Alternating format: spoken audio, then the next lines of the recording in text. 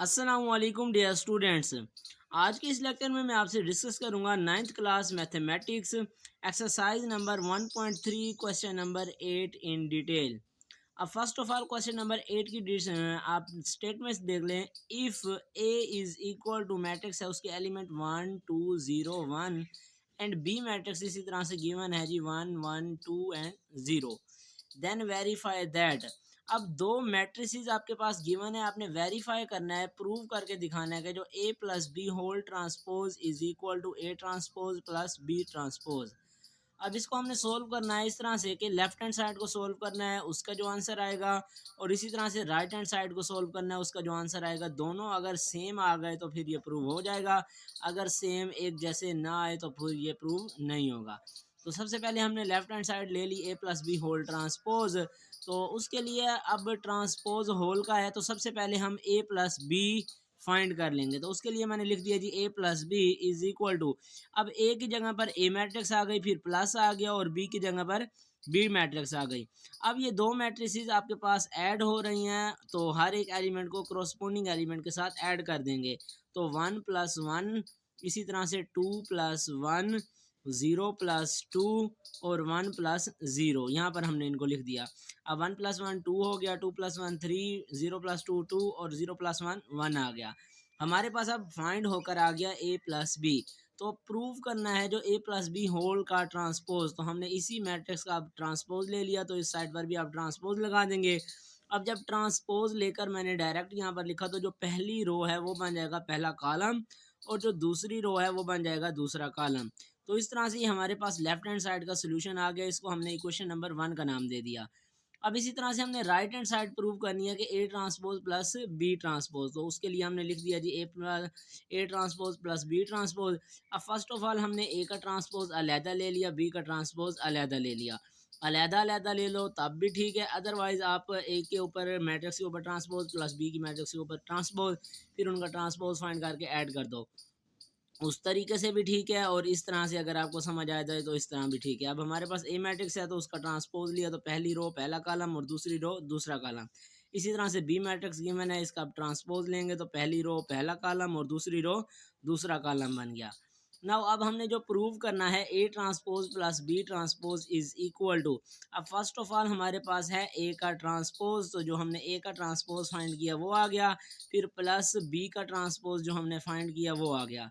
अब ये दो मैट्रिसेस आपस में ऐड हो रही हैं, तो हर एक एलिमेंट क्रोस्पोंडिंग एलिमेंट के साथ ऐड हो जाएगा। तो 1 प्लस 1 2 हो गया, 0 प्लस 2 2 हो गया, 2 प्लस 1 3 हो गया, और 1 प्लस 0 1 आ गया। तो इसी तरह से ये जो राइट हैंड साइड का आंसर है, इसको हमने इक्वेशन नंबर 2 का नाम दे दिया। अब जो left hand side equation number 1 और इक्वेशन नंबर जो 2 है, तो देख लो बिल्कुल एक जैसा सेम रिजल्ट आया, तो हमने यहाँ पर लिख दिया by equation 1 and equation 2 proved that left hand side is equal to right hand side, और a plus b whole transpose is equal to a transpose plus b transpose।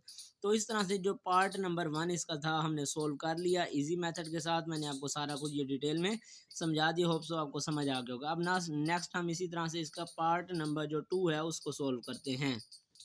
अब इसका जो पार्ट नंबर 2 है वो है जी a minus B whole transpose is equal to a transpose minus B transpose. अब सबसे पहले इसकी भी हमने लेफ्ट हैंड साइड सोल्व करनी है, थोड़ी बहुत उसमें पहले वाले पार्ट में और इसमें तब्दीली है, जस्ट यही है कि हमने माइनस का साइन लगाना है लेफ्ट हैंड साइड पर भी राइट हैंड साइड पर भी, बाकी सारा मेथड एक जैसा है। अब लेफ्ट हैंड साइड हमने ले ली a minus B whole transpose, तो a माइनस बी पहले फाइंड कर लेंगे, तो दोनों मैट्रिसेस आ गई a की जगह पर, और इसी तरह से b की जगह पर b की। दो मैट्रिसेस हैं, दरमियान में माइनस का ऑपरेशन है, तो हर एक एलिमेंट करस्पॉन्डिंग एलिमेंट के साथ माइनस हो जाएगा, तो इस तरह से इनको माइनस करवा कर यहाँ लिख दिया। फिर इस स्टेप की सिंप्लीफिकेशन यहाँ पर आ गई, 1 माइनस 1 0, 2 माइनस 1 1 आ गया, 0 माइनस 2 तो माइनस का 2 आ गया, और 1 माइनस 0 1 आ गया। अब ये हमारे पास मैट्रिक्स बन गई a माइनस बी के नाम से। अब इसी तरह से हमने a माइनस बी होल का ट्रांसपोज लेना है, क्योंकि लेफ्ट हैंड साइड में है, तो इसी मैट्रिक्स का हमने ट्रांसपोज ले लिया। तो पहली जो रो है वो पहला कॉलम, और दूसरी जो रो है वो दूसरा कॉलम बन गया। तो ये हमारे पास लेफ्ट हैंड साइड का आंसर आ गया, इसको हमने इक्वेशन नंबर 1 का नाम दे दिया। अब इसी तरह से राइट हैंड साइड हमने प्रूव करनी है A transpose minus B transpose, तो उसके लिए हमने ए मैट्रिक्स हमारे पास ये गिवन है।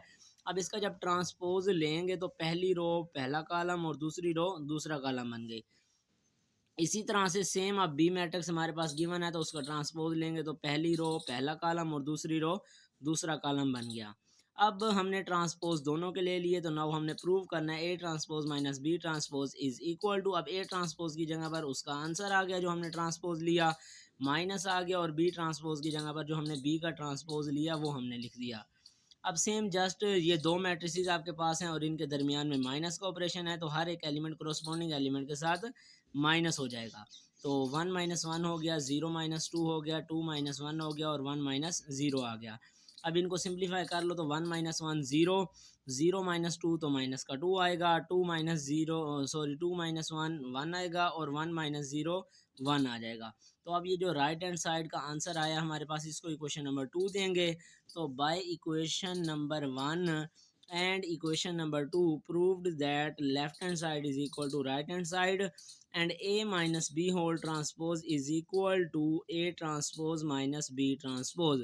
अब जो हमने प्रूव करना था वो प्रूव हो गया क्योंकि जो हमने लेफ्ट हैंड साइड को सोल्व किया उसकी इक्वेशन नंबर 1 और इसी तरह से जो राइट हैंड साइड को सोल्व किया उसकी इक्वेशन नंबर 2 दोनों का आंसर सेम आया। तो इस लिहाज से ये हमारे पास प्रूव हो गया कि ये जो लेफ्ट हैंड साइड है वो राइट हैंड साइड के इक्वल है। तो इस तरह से क्वेश्चन नंबर 8 के फर्स्ट 2 पार्ट्स आज के लेक्चर में मैंने आपको समझा दिए। होप सो आपको ये समझ आ गए होंगे, आपका कॉन्सेप्ट क्लियर हो गया होगा।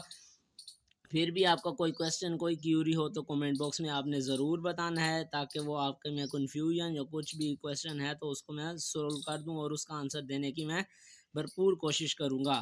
तो इस तरह से आज का लेक्चर यहीं तक कंप्लीट हुआ। नेक्स्ट इसके पार्ट्स में अगले वीडियो लेक्चर में मैं आपको समझा दूंगा। तब तक के लिए अल्लाह हाफिज़।